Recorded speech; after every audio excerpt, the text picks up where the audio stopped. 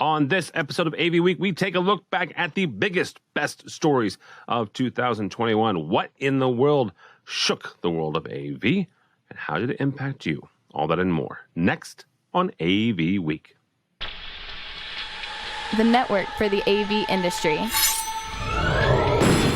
What are you listening to? This is AV. This is AVNation. This is AVNation.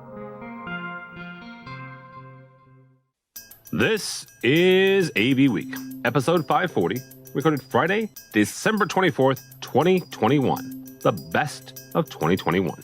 Support for AVNation is brought to you by Chief, the global leader in commercial AV mounting solutions. This is AV Week, your weekly wrap-up of audio-visual news and information. My name is Tim Albury. I am your host for this episode. We are going to look back at the whole year of 2021 for the commercial side of the AV industry. It has been a year of changes, not just for the industry, but also for AVNation as well. Earlier in the year, we were acquired by Conference Technologies out of St. Louis. We also celebrated the 500th episode of this very show in March, signifying over 10 years of covering this industry with no plans to stop anytime soon. Although we're now doing better than a Google Hangouts call in our home offices. And as he is wont to do, our intrepid producer and editor, Mitchell Tulin, surprised me with a surprise 500 episode. Not just the guests, but also the fantastic folks who recorded ahead of time. Congratulations. And I'm still getting a little bit misty-eyed thinking about that and his work. So I'm going to stop and continue on with the script that he's written. Speaking of home offices, remote working has become much more of a standard for employees rather than the quick fix that was this 2020 during the height of the pandemic. But as more companies look into the hybrid workplace, cybersecurity becomes much more of a pain point when remote access is involved. In AV Week 496, we talked with Dave Hatz about the importance of security when it comes to AV systems and how to educate your clients in staying secure. I'm going to sort of channel my inner Bradford here. And anytime you are accessing a client's network remotely with software, you need to be aware of the liability that you are accepting because of it. So how important is it? It's paramount to get it right.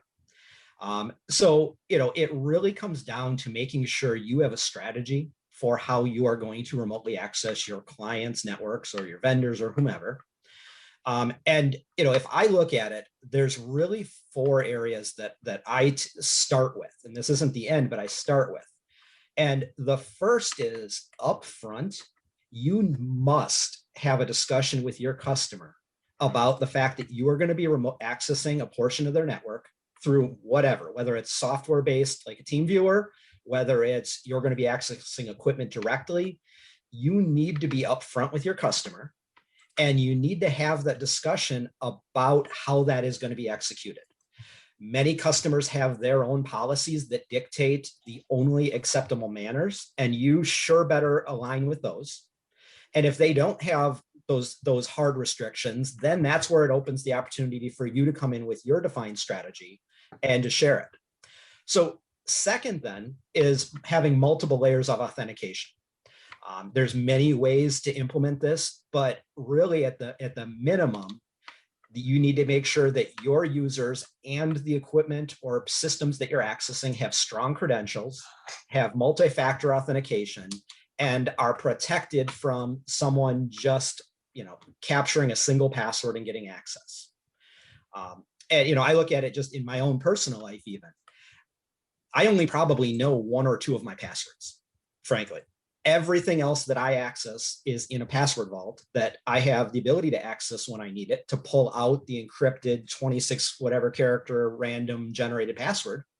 But that's the way we need to be looking at it when we're securing our customers' systems. Third, then, is limiting the access to those credentials even, adopting the principle of least privilege, as it's known in the IT world, making sure that there's policies in place as to exactly who has access, when they have access, and how they're going to access it, so that either the customer or the integrator has the ability to pull the plug at any point if there's ever a question of anything.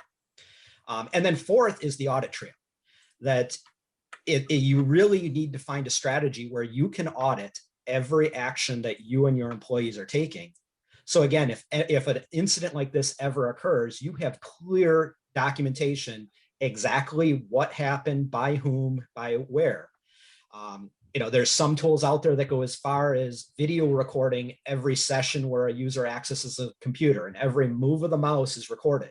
Every type of the keystroke is monitored.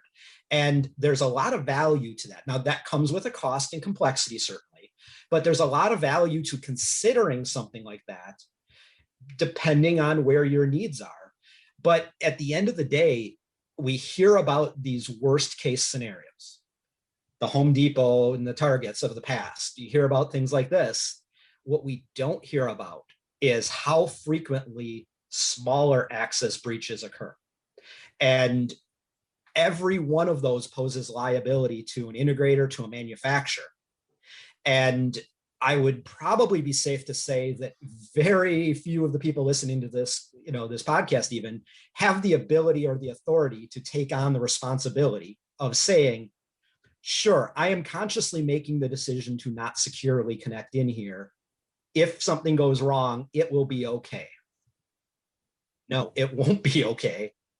There will be a lot of fallout from it. And so we all need to be conscious of that there's a lot of responsibility there with the power. It's not just download TeamViewer, quickly access the equipment, and get on with my job. There's a lot more to it. And so we need to be thinking strategically about it and not just letting our techs run with whatever's convenient for them. All right, Mr. Capini, same kind of question when you're talking with, you're dealing with your dealers as well as their dealers as well, or their customers. How do you ensure that you give them not only a sense of security, but also a real sense of security, and showing them that yes, you guys know what you're doing, that your systems are secure, that your devices are secure, so they'll put them on the network. So we fortunately play both sides of that coin, and we often invite the customers to log into our side whenever it makes sense, because we can do the repro, but please log into our machine and do your setup on our side so that I'm taking the risk on my end. And I've got a really crack IT department that'll make sure that doesn't matter what the customer's doing, really, he's very contained, isolated, quarantined. And even if he has a breach on his end, it's limited in scope as to what can happen. So this is obviously the best way I can take full responsibility for what goes on. But oftentimes that's not possible, and we do need to log into the customer. And I think David hit on all the good best practices. But let's be careful. I mean, the weakest link, somebody's got a password that they've shared with 25 people, like in the Florida example. One of the ways they got hacked is everybody at the power plant all shared one account and one password. I mean, talk about bad best practices. And so the one thing maybe I would add to Dave's list is internally, and he's doing it, but is you got to keep educating your people and just reminding them how important it is that, we're putting other people at risk, and maybe it's technician to technician. And so you guys are just trying to get your daily job done. But in reality, like, we're servicing a company and it's our reputation on the line. We certainly don't want to put that at risk. So we're very careful. And then, we've instituted a lot of security change in the last 2 years, even in the way that we develop product. And even on that end, I'm sure that there are 50 things we're not doing yet, because there's no end to the amount that you can pay attention to security. And so it's a constant review, and we'll improve. And then next month we'll add something else. And then, at one point it was fine to do a vulnerability scan once a year. You did it, it was done, and forget it. And, then after a little while you realize, well, not all the tools report the same thing. Maybe we'll run multiple tools. Hey, wait a minute, maybe we should be running these, on every weekly build and then every daily build. And eventually, like, you keep looking at it as a constantly improving thing. And I think it's really important, because really we're a safety net for the downstream smaller guys that maybe don't have the means or the capability, the sophistication in some cases to handle it. And even the bigger guys, like I said, it's one weak link. One of our encoders that leaves them an open channel to the outside is terrible for us. So we certainly don't want to be responsible for any of those types of things. So, we really do try our best. And I know that's maybe a weak statement, but it is something of constant effort, right? We're never done, constantly improving it, and it's the best that you can do, and just keep always at it. And, in bigger companies like Matrox, we have dedicated security people who review our products and keep going at it. Maybe if vendors are finding themselves in a weaker spot, maybe sometimes you want to graduate to a bigger company. I mean, in terms of where you're buying your equipment or making sure that you audit your supply chain, right? Just ask some questions. Sometimes if you don't even get, you ask the 5 basic questions, and if you don't get the good answers, maybe you should consider moving to someone else, And in fact, I can tell you that the number of guys that audit us every year has really, really gone up. And that's great. In fact, when you get those questionnaires from like the bigger companies of the world, it's like sometimes they're so impressive. There are even terms in there I haven't seen. It's like, well, that's something we're gonna have to add to the list, guys, to look into, and unfortunately, it's just not everyone's like that, right? So, but I am happy that security has really improved a lot in the last 2 years, I think, in general. And that's good because people are in general stepping up to take care of it. But until everybody's running the education, bad practices like still running Windows 7 and still running one account for multiple users with one simple password. I mean, you could do everything in the world, and it just takes one event like that and it just fails completely. And sometimes you do many things, right? Like solar winds, and you get that type of disaster. Oh yeah, absolutely. On your hands, right? It could be worse. They could be running Vista. All right. So, you'd be surprised that we actually had some of our larger customers can finish just last year, finish their migration to Windows 7. I'm talking no Windows 7, not comment from Windows 7, right? Our next story involves the supply chain issues. Supply chain. It's been present throughout the year, and is, just for the record, will continue to be present throughout the next year.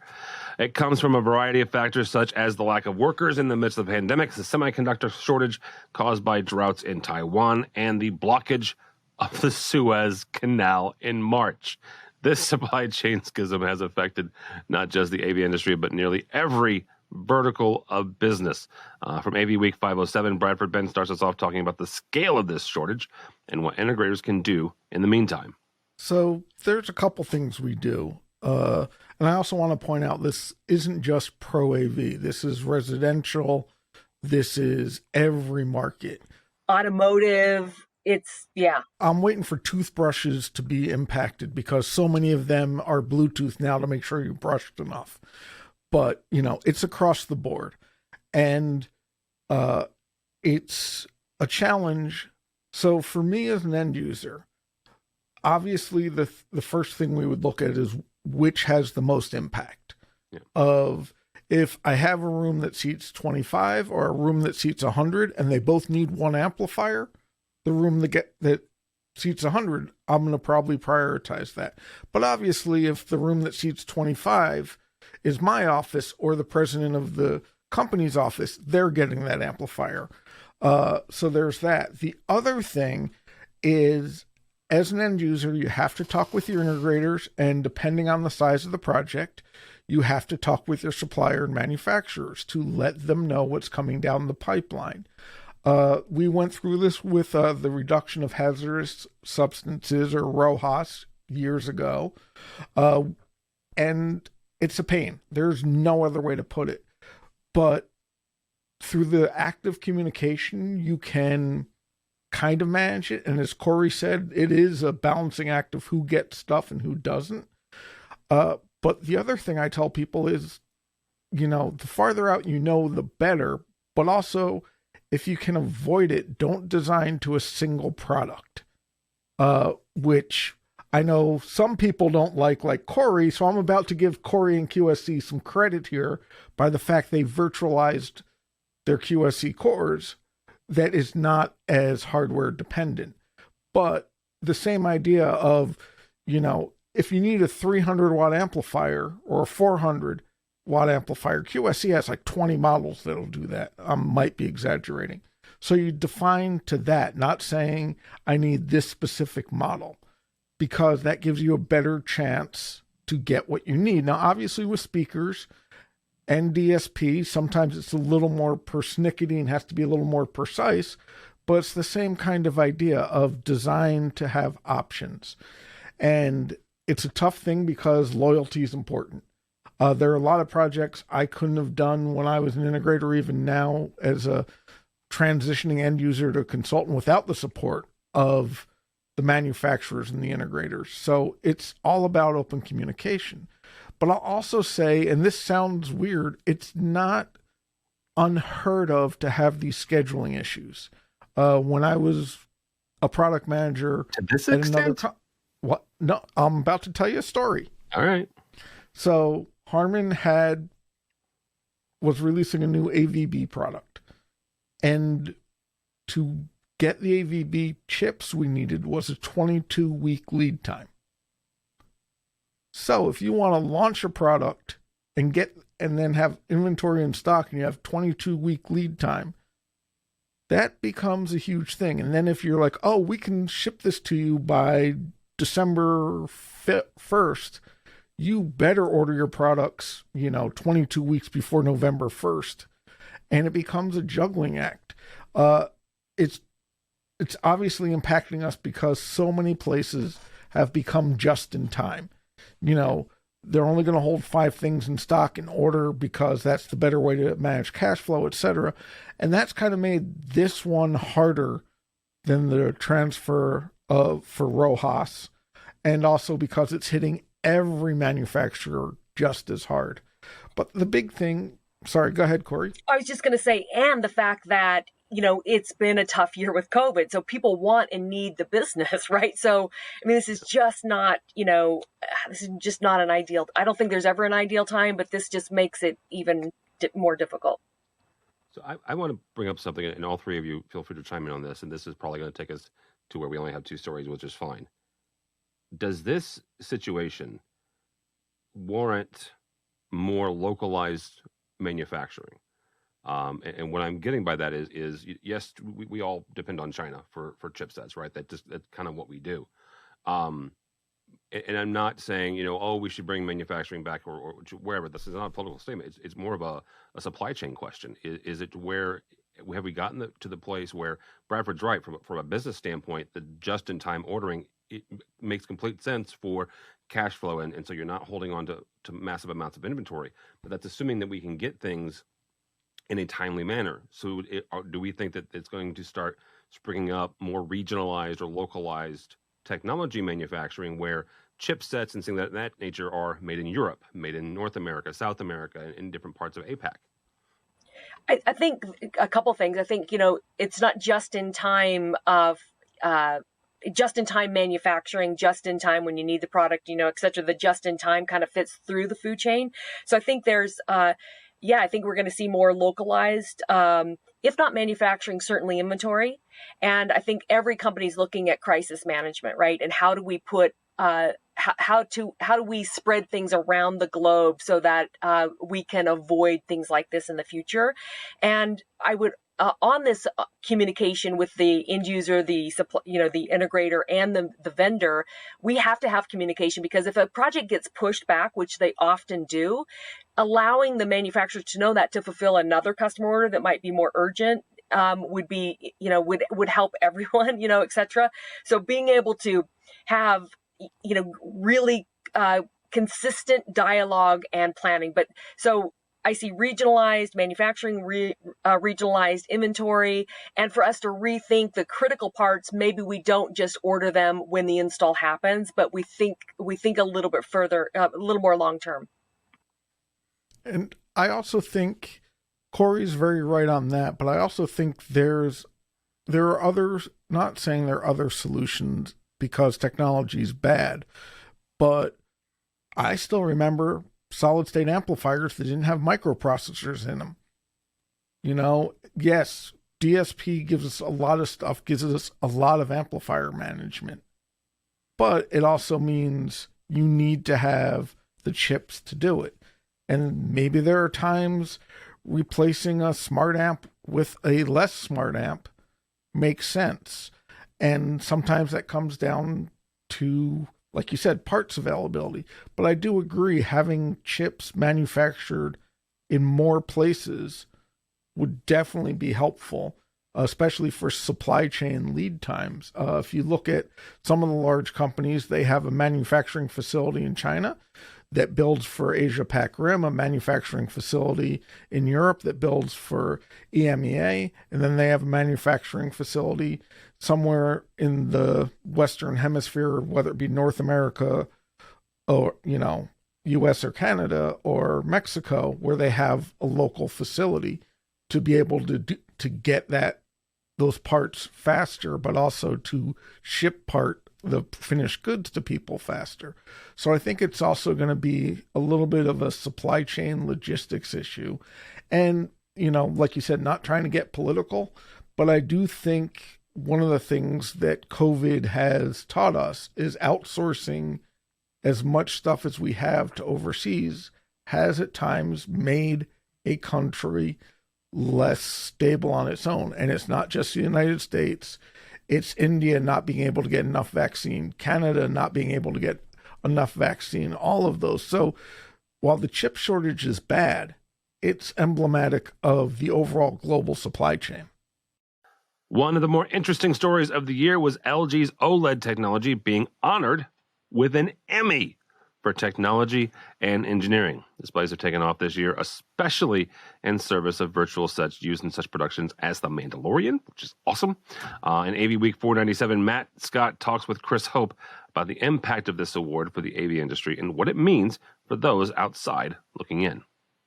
It's not common, and I think that it happening at the Emmys, though, right? Mm-hmm. It's affirmation of the shifting of the guard, if you will, especially when you talk about like visual effects. So I'm a fan of The Mandalorian, just spoiler alert there. And to learn that in The Mandalorian, when we talk about the visual effects behind it, it's not CGI, that it's actually the OLED screens that they used for it. And the fact that they here we have this technology that is supplanting the green screen. You're going to start to see other studios now using this technology and setting a new standard across the board. And it's one of those things where it's going to be cheaper. It's going to really be something that is potentially a game changer. And I think it's justifying, kind of like what Don said, the OLED technology, which is, I think 10 years past of being in the making. To kind of justify what she said, but I definitely do agree that it's exciting, and it definitely makes a huge statement within the AV world. So yeah, I'm similarly very excited about this move and the future of filmmaking. I'm really intrigued with the filmmaking side of it, strictly because of how it may expedite production, to not have to go back and map a green screen across multiple cameras and multiple views. It might be really, really cool to watch, see what comes down the pipe. All right. Yeah. I'm also very excited to have one more thing that I can point to and tell my 80-year-old mother, no, that's what I do for a living. 20 years on, we're still trying to explain commercial AV. Right. And just on the filmmaking side, think about how much money goes into the post-production, right? VFX, and just thinking around now, OLED being so common, well, hopefully one day being so commonplace that I can imagine how much money will be saved, hopefully, expense-wise. So the potential for this, is exciting. So there's a lot of ramifications of that. Yeah, it's very far-reaching. Well, I want to add, you also have to think that the film industry is always ahead of everybody else. And the fact that they're using some of the top technology in the AV industry, you have to think that that's going to start trickling down to residential. And these 4K TVs are soon going to become out to date with the new 8K. We started seeing 8K pretty prominent at Infocom back in 2019, the last time we had Infocom. And I just think that's going to become the gateway. I literally squealed in my cubicle at work, getting lots of funny looks. And it actually, I love you, Matt, but it broke my heart. Tim wasn't here because Tim and I have fangirled and fanboyed this technology for over a decade now. If you've watched AVNation or listened to AVNation more than 5 minutes in the past decade, you've heard one or both of us ranting about how awesome OLED technology is. So winning this massive award, and I mean, it's the Emmys. People that have no idea that AV is even an industry know the Emmys. It's like the Emmys, the Oscars, the Grammys. It's practically an EGOT. So I'm super excited about it. I think it's bringing OLED more into the mainstream. Hopefully that'll bring our manufacturer prices down, and I will have it in my living room very soon. AVNation was not the only one celebrating anniversaries this year, as the hashtag AV in the AM celebrated its third year of weekly discussion led by our fantastic friend, Mr. Chris Netto. For those of you who may not know or enjoy sleeping in on Sundays like our editor, Mitchell Tulin, AV in the AM was started by Chris Netto to start a dialogue between those in the AV industry and has since grown into its own virtual community. We talked with Joe Way in AVWeek 493 about that virtual community and what it means to connect with others remotely and how that translates into the physical space. I think that there's a lot of commonality between the last article and AV in the AM. What has made it successful is exactly that. The fact that we can all come together, no matter our background, no matter where we are in the industry, from an end user to a manufacturer to an integrator to someone who's 6 months into it to a seasoned veteran. And we all can come together and put an opinion out there and meet in a common place. And that's really going back to what made HEPMA successful. We throw the moniker that we were virtual before it was cool. And we spend the least amount of money on any platform for our things. We spend exactly zero. Okay. And the thing is, but it's still popular. Why? Because we take like-minded people, we put them together and say, here, have a conversation about X topic. How does it impact you? What do you need from it? Build those connections, the people who can get your needs taken care of, bring in the best people in the industry to speak to it. And that's the recipe for success. That's what works on AV in the AM. Has worked with HEPMA. That's what's worked with the large manufacturers who have been able to be successful, even though there hasn't been, the Infocoms, all those, because they've been able to create their own platforms where they can reach, their customers on a personal level. And that's really the only secret. Right. It's not, can you send out the marketing email? Can you do the most, fantastic back end platform? Can you reach your person and speak to their needs and show how what solution you're going to bring can impact them for what they're going through? And that's exactly what AV in the AM is. That's why we all get together. That's why I get up at a god awful hour on the West Coast. And if I'm on at 5:10 a.m., I'm already upset that I missed 10 minutes of it. Right. And, but I think that that's great because that really defines who we are as a people. So I like that. And I at another time when we have more time, I will tell you guys a story of the time that Chris and I were in London together, heading to Belgium, actually. This is back when he worked for Barco. And I got a chance to see the back end and the master at work. We're on a train and he's conducting AV in the AM. And it was quite phenomenal. So I am very humbled by that. Cassie, both from again, Cassie used to work for an integrator, works for a manufacturer now. How do you do what Joe just said? How do you connect with your customers and your clients in a virtual way and really kind of deliver something to them, even if you can't be in person?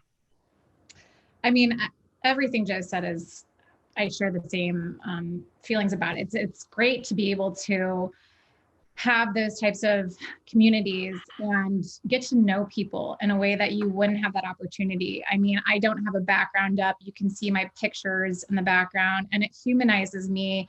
I'll have a kid run up behind me. I'll have a dog, come over and try to get my attention. And you see that and you all of a sudden become not the salesperson, not the business person, but I become a mom. I become, somebody who knows what I'm talking about, but I also have a life that's not work. And you don't get that anywhere else except for the virtual platforms. So then when you make it also an open community where anybody can come talk about anything, share ideas, thoughts, argue, it becomes a family too. And so you're bringing this family dynamic into your interactions with colleagues, with somebody you would never even have a chance to talk to otherwise, maybe an executive at a large manufacturer, and you're getting their opinion and their voices, but you're also seeing their life and their lifestyle and who they are way more than you would otherwise. And that's what I really do appreciate about this new virtual world, is how much you get to appreciate and understand people, and you don't feel like you're on it all the time. I'm wearing gym shorts right now. I mean, I'm business on tap. I promise you I have gym shorts on. It's like, I get to be comfortable and talking, and I get to talk to others. It's that type of virtual platform is great. And if we can, after COVID, take this and learn from it and make it more human moving forward into the trade show environment and atmosphere, fantastic. I start that off with something that I've always said from the very beginning of the pandemic, and when we first started seeing the plethora of virtual events. People should never, and I'm talking specifically to the organizers and the events companies that do these things, don't look at a virtual event like you would an in-person event. When you're doing an in-person event, the human connection, your eyes, your senses actually do a good job of filtering what you need and what you don't need. If it's too loud and you don't like it, you go away from it.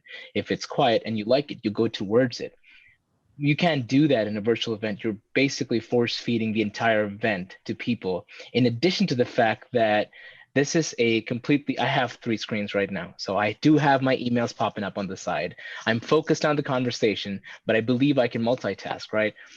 That's what an event should strive for, is to make me stop looking and focus on the event. So what needs to happen is a streamlining, like Joe said, of like-minded people.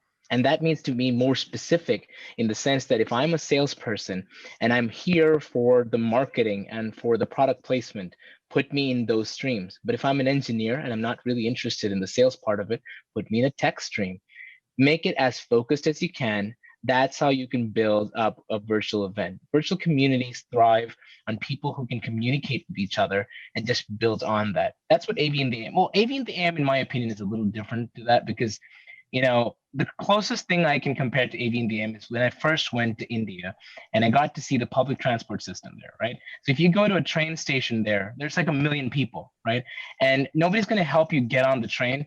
All you got to do is just stand in the middle of a crowd. You'll end up on the train. They'll push you in, right? So that's AV in the AM for me, right? Just get up, wake up at 8 a.m., say, okay, or I agree is good enough to start. Or better yet, I disagree, which is even better, right? Yeah, Especially I disagree. Just say a 2-word answer to some question that Chris posted, and you can actually have a conversation there. So I like that, the randomness of it. But in general, I feel that virtual events need to be streamlined to the individual's taste. And, whatever way you do that, whatever method you use for that, make it a shorter event, half-day event, 30-minute event, doesn't matter. But you'll get the most out of it by getting the people to stay focused, basically. Yeah. Quite simply. All right. That visual right there actually is probably one of the better explanations I've ever heard of AV in the AM. So, all right, that is it for 2021. That's it for another year. Holy cow. 10 years, 500 episodes plus. This is episode 540. And y'all are still here. Y'all are still listening to this Big Dumb American, and I appreciate it. Lots of changes in the last year and more to come, I am certain. But for all of us here at AVNation, for Paige and for Mitchell, and for the folks that you don't know yet, but you will get to know, Taylor and Aaron's and more, Allison's and Bonnie's, and all the folks that help us make AVNation what it is. We do appreciate it, and we thank you for your support, for your continued listening, continuing to reading, continuing watching AVNation. If we can be help to you in any way, shape, or form, please reach out. Tim@avnation.tv. That's Tim@avnation.tv. Connect with me on LinkedIn. Do not follow me on the Twitters, because at this point in the Christmas season, I am thoroughly wrapped up in some sort of Bears gear, but still crying in my eggnog about the lackluster Chicago Bears. So thank you so much for listening. Thank you so much for watching this year and every year, and continue to do so. Connect with us next year in 2022. As coronavirus does what it's going to do, we will certainly be at events as long as it's safe to do so.